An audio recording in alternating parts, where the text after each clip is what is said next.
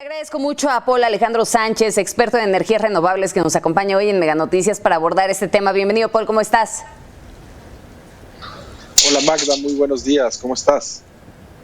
Muy bien, encantada de que nos acompañes hoy. Oye, a ver, platícanos, ya está avanzando la discusión acerca de esa reforma eléctrica. ¿En qué punto nos encontramos actualmente y cuáles son los cambios que se vislumbran? Porque ya se dijo, ¿no? No va a pasar tal cual, pero ¿qué modificaciones prevés que se puedan realizar?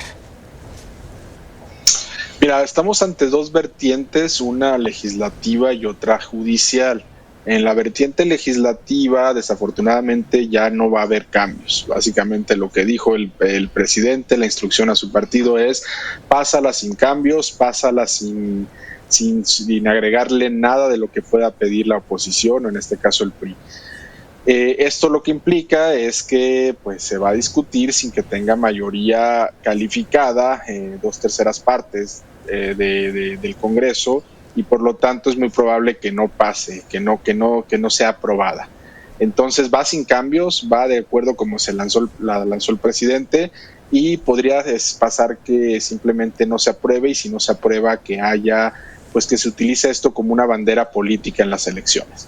Por otro lado, tenemos la vertiente judicial. ¿Qué pasa? La ministra Loreta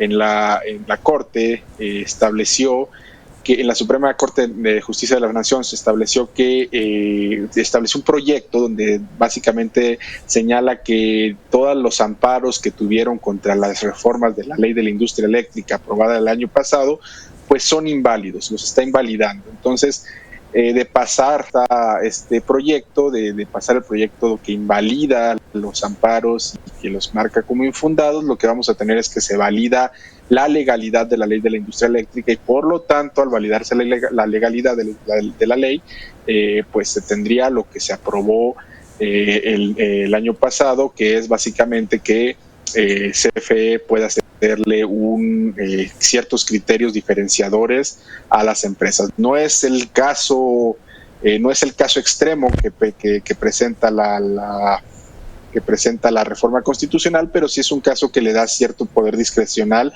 tanto a la Comisión Federal de Electricidad como a los órganos reguladores. Vaya qué interesante, porque justamente quería preguntarte esa parte, ¿no? ¿Qué implicaciones tendría lo presentado por Loreta Ortiz? Y me queda claro con lo que nos acabas de comentar en este sentido. Entonces, ¿pasaría realmente la anterior propuesta antes de esta discusión? Y bueno, aún así, de cualquier forma, estaríamos viendo una llovizna de amparos, estaríamos viendo también toda esta parte que comentas, ¿no? La discrecionalidad con la que se estaría manejando la Comisión Federal de Electricidad. Dime una cosa, mucho se habla en torno al tema, podríamos referirnos con muchos tecnicismos a lo que se está platicando, a lo que se está discutiendo en torno a la reforma eléctrica, pero lo que le interesa al ciudadano de a pie es si verdaderamente va a pagar menos por la energía eléctrica y si va a tener esa soberanía energética que tanto nos han prometido, ¿no? ¿Se va a lograr? ¿Vamos a pagar menos por la luz? ¿Vamos a lograr ya esa soberanía energética prometida por el presidente?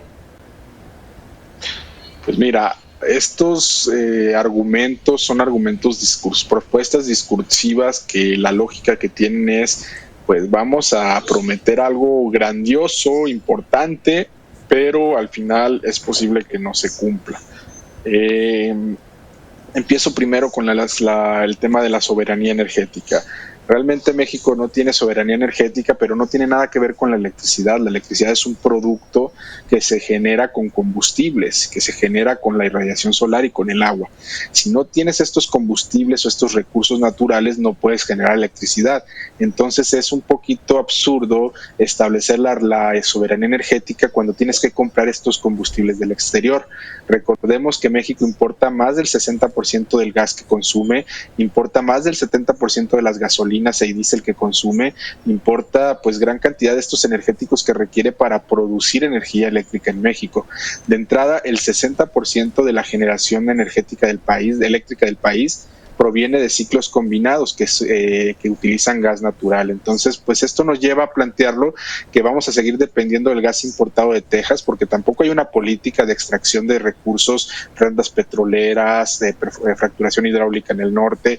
O sea, realmente no tenemos los mecanismos para garantizar la soberanía energética del país desde los insumos básicos, ya después menos en la parte eléctrica. Por otro lado, respecto al tema que dice si van a bajar los precios de la luz, No, realmente si te fijas, si leen la reforma y se van al punto más, a la entre líneas, siempre han señalado que los precios de la energía deben de subir, o que CFE debe recuperar, o que hay que pagar precios justos, no más baratos. Nunca me han hablado de bajar los precios ni de pagar precios más baratos. Lo que hablan es que deben equilibrar las transferencias a la CFE. Esto se puede hacer incrementando los precios a la industria o a través de más subsidio eléctrico de los impuestos de los ciudadanos, es decir, de ese IVA, de ese IEPS y de ese ISR que pagamos cada mes.